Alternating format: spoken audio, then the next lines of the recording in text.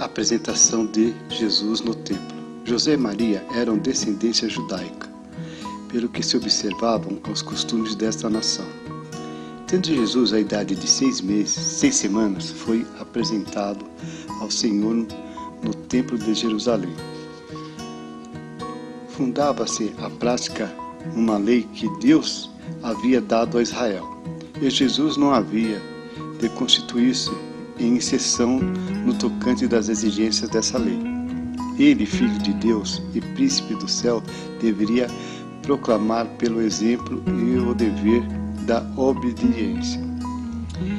Essa apresentação no templo só se limitava aos primogênitos e tinha por fim comemorar um acontecimento ocorrido num longínquo passado.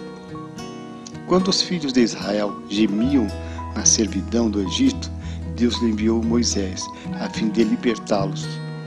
Moisés teve ordem de dirigir-se a Faraó e falar-lhe nesses termos: assim diz o Senhor, Israel é meu filho, meu primogênito. Deixe ir meu filho, para que me sirva, mas se tu recusares deixá-los ir, eis que eu matarei o teu filho e o teu primogênito. Moisés levou ao rei essa mensagem. Este, porém, lhe respondeu: quem é o Senhor, cuja voz eu ouvirei para deixar ir Israel? Não conheço o Senhor, nem tampouco deixarei ir a Israel. Enviou então o Senhor pragas sobre o Egito, a última das quais constituiu uma morte do primogênito de cada família, desde o rei até o mais humilde operário. Falou, pois, o Senhor a Moisés, ordenando que cada família degolasse um cordeiro, pondo parte do seu sangue sobre ambas as obreiras e as lumieiras de suas portas. Essa precaução devia ter sido tomada para que o anjo exterminador passasse por alto as suas habilitações, ferindo somente os cruéis e orgulhosos egípcios. O sangue desse cordeiro, que era também denominado Páscoa, simbolizava o sangue de Cristo, que ao seu tempo Deus havia de enviar ao mundo para o mesmo modo ser morto pelos nossos pecados, para que todos aqueles que nele crê fossem salvos da morte eterna. Cristo é chamado a nossa Páscoa. Ele foi oferecido por nós desde a fundação do mundo. A apresentação do seu primogênito ao Senhor, cada família deveria lembrar-se de como os filhos de seus pais tinham sido salvos da praga e de como todos podem ser salvos do pecado e da morte eterna. Cada menino que era apresentado no templo era pelo sacerdote tomado nos braços e assim somente dedicado ao Senhor, sendo seu nome escrito no rolo ou no livro, que continha os nomes dos primogênitos de Israel. Do mesmo modo, todos que são salvos pelo sangue de Cristo terão seus nomes escritos no livro da vida. José e Maria levaram Jesus ao sacerdote em obediência à lei. Todos os dias acudiam pais para fazer a apresentação de seu primogênito, pelo que o sacerdote nenhuma particularidade notou em Jesus e Maria. Para ele eram simples gente operária da Galiléia. No menino reconheceu apenas um frágil criança de peito.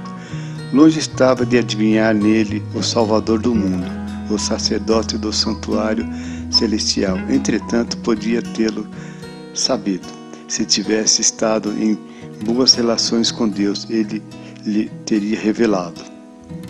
Achava-se nessa mesma ocasião do templo dos fiéis, ministro de Deus, servos encarnecidos no serviço do Senhor, gozavam de sua particular estima, sendo-lhe reveladas coisas que aos orgulhosos sacerdotes não eram dado saber. Simeão fora agraciado com a promessa de que não morreria sem que tivesse visto a Messias, e apenas o avistou no templo, reconheceu nele ungido do Senhor. Iluminava o rosto de Jesus uma luz suave e divina, e Simeão, tomando-o nos braços, levou-o a Deus, dizendo: Agora, Senhor, despede em paz o teu servo, segundo a tua palavra, pois já os meus olhos viram a tua salvação, a qual tu preparaste perante a face de todos os povos, luz para iluminar as nações e para a glória do teu povo Israel. Ana, a profetisa, era mulher de idade avançada e era viúva de quase 84 anos e não se afastava do templo, servindo a Deus em oração e jejuns, de noite e de dia. Estava sobrevindo na mesma hora, dava graças a Deus e falava dele a todos os que esperavam a redenção de Jerusalém. É assim que Deus escolhe os humildes desta terra para lhe serem testemunhas. Muitas vezes, o que o mundo tem em grande estima são passados por alto. Não poucos se assemelham aos sacerdotes e príncipes dos judeus. Quantos há que estão prontos para servir, honrar a si próprios, mas poucos cogitam de servir e honrar a Deus.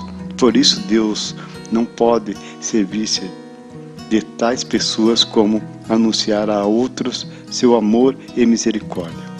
Maria, mãe de Jesus, ponderava em silêncio a profetisa altamente significativa que ouvia a Simeão, olhando para o menino em seus braços e recordando o que lhe havia dito os pastores de Belém.